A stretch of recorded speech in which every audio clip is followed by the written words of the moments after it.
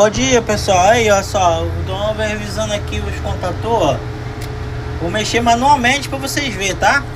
Ó, ó, solto, solto, solto e preso aqui, ó. Tá preso, ó, travado. Provavelmente a bobina abriu, certo? Derreteu, ó. Você não consegue empurrar ele, ó. Tá aqui, ó, os outros, ó.